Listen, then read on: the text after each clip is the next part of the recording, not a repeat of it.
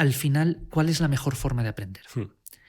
Yo creo que cada uno tiene que descubrir cuál es su mejor forma de aprender. En general, yo diría que nada sustituye leer en profundidad a los clásicos, a los buenos libros de filosofía. O sea, te tienes que leer, y todos sabemos más o menos, yo siempre digo, el canon es incompleto, pero todos sabemos que esos siempre van a estar en cualquier canon, ¿no? Porque son autores que se han planteado las preguntas más profundas y que han hecho razonamientos filosóficos que es muy difícil esquivar, ¿no? O sea, cuando tú tratas un problema es muy difícil que puedas pasar de lado frente a ciertos razonamientos ya desde Platón, Aristóteles, Kant, etc. Pero bueno, hoy en día el mundo está cambiando mucho, ¿no? Y entonces hay otras posibilidades y otras vías de acceso que yo creo que son complementarias. O sea, que entonces uno a veces escuchando, incluso fíjate, el elemento universitario, ¿no? Hoy en día ya no es tan necesaria. Esto parece que estoy tirando piedras contra mi propio tejado, ¿no? Porque yo soy profesor universitario, pero yo siempre me planteo, ¿no? ¿Qué valor añadido generamos en la universidad frente a alguien que puede estar viendo en su casa lecciones de los mejores filósofos de las mejores universidades en Estados Unidos, en Inglaterra, en Oxford, en Cambridge, etc.?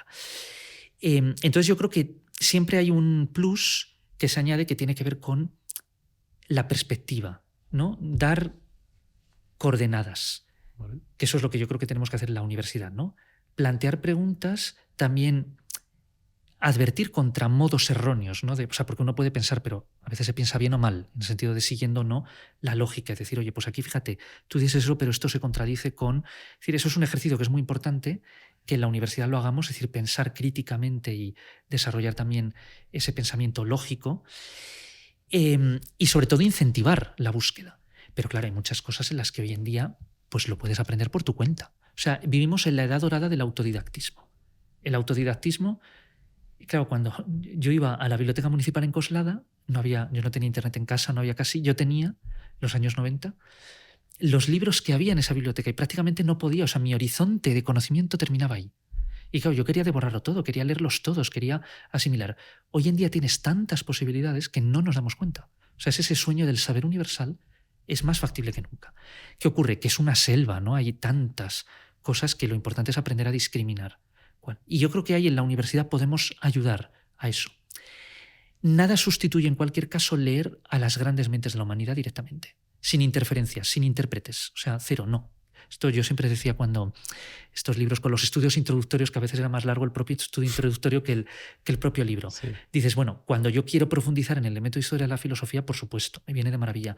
Pero no nos dejemos desviar, ve directamente, ¿no? Ad fontes, directamente al gran autor, porque esa es la mejor manera de familiarizarte con las grandes cuestiones. Y te darás cuenta de que en filosofía no es necesario saberlo todo. En ninguna rama del conocimiento ha sido nunca necesario saberlo todo para hacer alguna aportación. Esto es muy importante y yo creo que es también ilusionante para todo el que quiera empezar. No es necesario saberlo todo en ningún ámbito para añadir, para aportar en ese campo.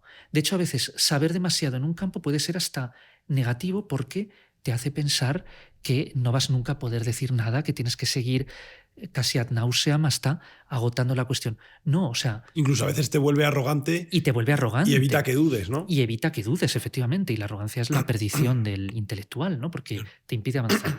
Yo creo que hay que tener un conocimiento suficiente, siempre en todo. Nunca estar satisfecho con lo que sabes, siempre buscar, pero tampoco nunca tener miedo a veces a ciertas intuiciones que te pueden venir o a ciertos razonamientos. Es decir, mira, yo es que ya sé que no he leído todo sobre Heidegger o todo sobre Wittgenstein, pero es que yo leo a Heidegger y a Wittgenstein y no me convence esto que dicen, no me parece tan brillante. No tengas miedo a esas intuiciones, porque ese es el comienzo a hacer algo importante en filosofía. Es decir, evidentemente hay que estudiar mucho, hay que dedicarle mucho tiempo, hay que trabajar, hay que perseverar, pero al final yo creo que sobre todo hay que aprender a discriminar, a distinguir, a ir a lo suficiente. Y nunca ha sido necesario saberlo todo en ningún campo. O sea, al final es ser consciente de cuáles son los problemas que están en juego, de que las respuestas históricas que se han dado a esos problemas tampoco son tantas. O sea, tú al final en muchos aspectos siempre lo puedes reducir todo a enfoques bottom-up, de abajo arriba, o top-down, ¿no? De arriba abajo. Y ahí puedes incluir desde los empiristas en lo primero, los racionalistas más en lo segundo. Y en muchísimos campos de la filosofía al final tú reduces, analizas, destilas y te quedas con eso. Entonces, es decir, ¿tú qué añades a eso ahora? Y no necesitas leer 2000 autores más porque vas a volver a la casilla inicial, ¿no? Entonces, eso yo creo que es muy importante. O sea, no plantear el conocimiento en la ciencia y la filosofía, la historia tampoco, como datos, entonces como tú solo sabes esto, pues no voy a poder nunca decir nada, no voy a poder... No, lo suficiente. Y adquirir tal seguridad en ti mismo que tengas una perspectiva y te des cuenta de que hay datos que no son relevantes para esa cuestión. Y entonces te centras en lo relevante.